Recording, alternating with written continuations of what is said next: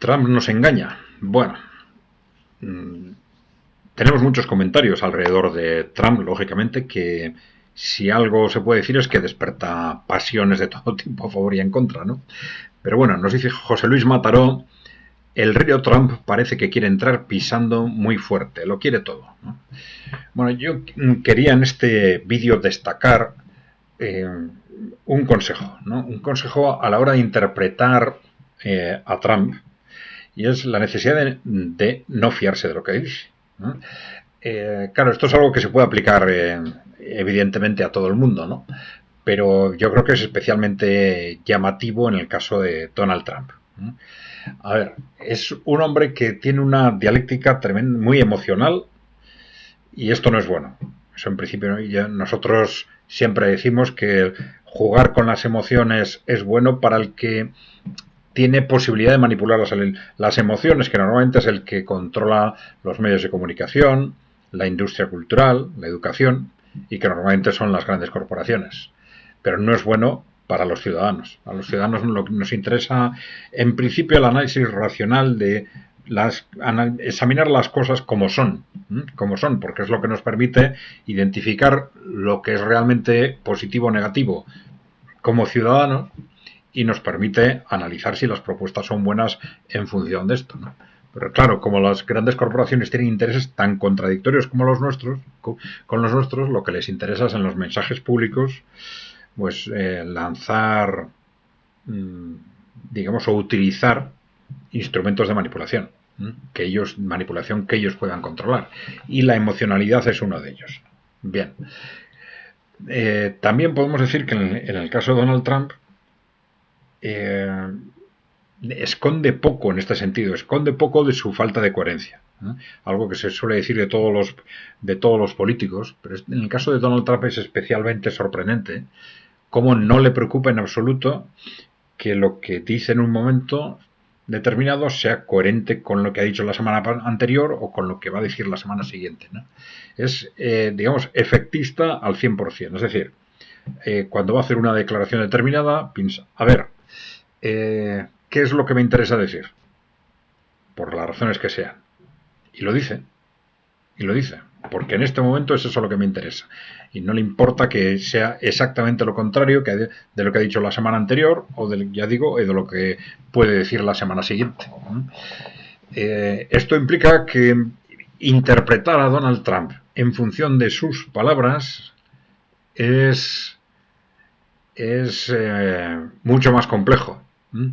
Porque los restantes políticos intentan mantener una coherencia o aparentar, según el caso, ¿no? una coherencia en sus declaraciones, ¿no? Trump no. A Trump eso no parece preocuparle. Entonces tenemos que analizar, probablemente en cada caso, cuáles son las reacciones que sus declaraciones provocan, y entonces pensar si esas, que muchas veces son reacciones muy agresivas contra él, y pensar que a lo mejor esas reacciones es lo que él está buscando, ¿no? Y que muchas veces es así, ¿no? Entonces, y por supuesto tenemos que fijarnos mucho más en lo que hace que en lo que dice, ¿no? En los movimientos de los últimos tiempos, bueno, ya desde siempre ha sucedido esto con Trump, ¿no? Posicionamientos muy a favor suyo porque dice unas determinadas cosas, muy en contra suyo porque dice A, B, C o D, ¿no? Bueno, esto puede ser tremendamente engañoso con Trump. Y lo que ha pasado en los últimos días, pues también, ¿no? Ya hemos dado algunos ejemplos que son de los últimos días que son particularmente descolocantes con respecto a lo que normalmente interpretamos sobre Donald Trump, ¿no? Y sobre el trumpismo, si se quiere, ¿no? Por ejemplo, esa decisión, más que descolocante, sería positivo, ¿no? De que su familia no esté en el próximo equipo de gobierno es importante porque Jared Kushner, su yerno, fue un elemento fundamental en el impulso de las políticas pro-israelíes y antipalestinas, digamos, ¿no? Y bueno, este hecho en sí mismo es positivo, pero contradictorio con lo que estábamos pensando en los últimos meses de que Trump venía con unas políticas claramente pro-israelíes. Pero luego tenemos ese retweet que ha hecho de las declaraciones de Jeffrey Sachs, donde se critica de una forma radical a Israel y a Netanyahu en particular como culpables de toda la sucesión de guerras que se han producido en Oriente Medio, ¿no? Bueno, esto algo quiere decir. Ese retuiteo nos está apuntando a lo que realmente piensa Donald Trump, o son otras declaraciones suyas en las que tenemos que basarnos. En todas esas declaraciones de carácter, vamos a decir, expansionista, territorialmente expansionista, que han monopolizado los medios de comunicación de Occidente o del mundo. Bueno, tenemos que pensar que en principio esa política expansionista territorialmente hasta ahora no estaba en el trumpismo, ¿no? Aparece de un día para otro, unos días antes de que llegue a la presidencia, ¿no? ¿Es realmente un cambio sustancial de su política o es que está buscando algún efecto de imagen? Un posible efecto de imagen sería ocultar lo que se trasladó de forma marginal a través de una respuesta a una pregunta en esta misma rueda de prensa. Ya lo hemos comentado, ¿no? Esa referencia a que, bueno, con respecto a la guerra en Ucrania, bueno, ya eso de solucionarlo en una semana o en un día, no. 6 meses. Puede ser 6 meses. Claro, esos 6 meses apuntan directamente al calendario ruso, digamos, al calendario de las estrategias rusas, que en principio pretenden dejar la guerra en sus manos y en la actual situación muy probablemente apunta al segundo semestre como el momento en que se produzca ya el colapso definitivo de Ucrania, pues la rendición o capitulación, etcétera, ¿no? Con lo cual Trump se está colocando en las estrategias de forma coordinada o compatible con las estrategias rusas. Claro,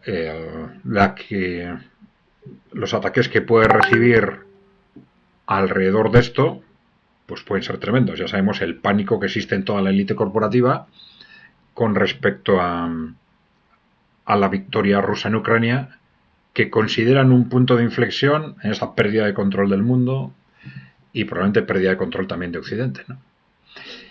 Y con esos mensajes expansionistas, territorialmente expansionistas, pues ha tapado cualquier elucubración alrededor del tema de Ucrania, por lo menos por el momento. ¿Era ese el objetivo? Pues muy complicado saberlo realmente. Pero sí está claro que a Trump tenemos que valorarlo en función de lo que haga, no lo que diga. Porque a veces decimos, bueno, ¿qué disparate dice? Pero es que igual él no pretendía dar un argumento racional, sino pretendía precisamente soltar un disparate para generar una reacción X. Porque ya digo, a Trump la coherencia no le importa en absoluto, ni la lógica de su discurso, le interesa el efecto. Si diciendo un disparate cree que va a conseguir el efecto que a él le interesa, lo va a decir, ¿no? Y esto es lo que yo creo que tenemos que tener en cuenta a la hora de interpretar a Donald Trump, por lo menos, evidentemente. Detrás del trumpismo, ya lo hemos comentado más de una vez, hay aparentemente distintos sectores y la gran duda ha sido siempre qué sectores son los que tienen más peso que los otros, porque por un lado ha tenido vínculos y apoyos sionistas, por otro lado apoyos de sectores corporativos y por otro lado algo que está probablemente ya en el origen del trumpismo, muchos dicen que antes del trumpismo, están estos sectores del ejército y de los servicios de inteligencia con un proyecto antioligárquico, anticorrupción, ¿no? Está claro que desde el punto de vista electoral este mensaje antioligárquico, anticorrupción, ha sido tremendamente importante para conseguir apoyo de una parte sustancial del pueblo norteamericano, ¿no? Pero ese es el verdadero mensaje, quiero decir, eso es lo que realmente piensa Trump.